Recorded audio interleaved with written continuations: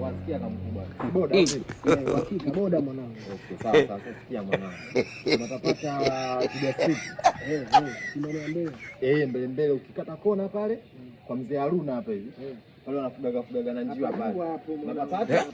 Soma mnafika hapo unatapata basi kwa katumwage kona kikata kona tumwage. Bas.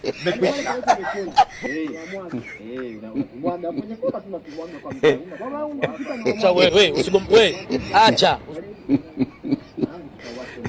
Kumbele tu.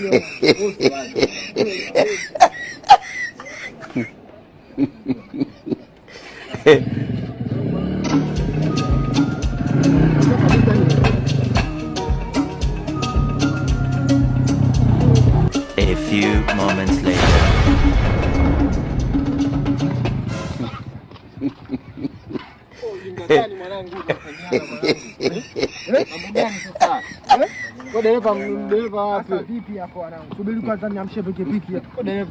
Tutakosana na wewe kumbafu hii.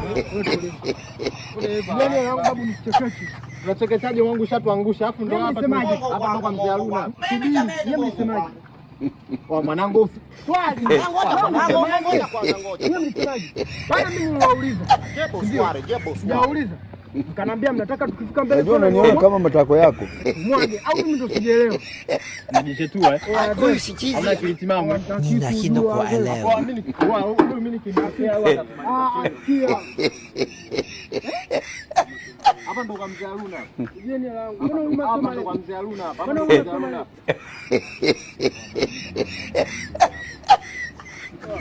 Kia. Nini? Ndio. Mkanambia pale, tufike mbele tumwage.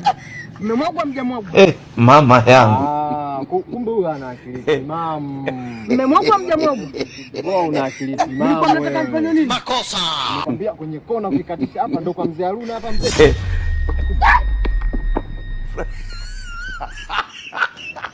Familia. Pateni nini? Nikose nini? Sijui nani anakosa. Iyo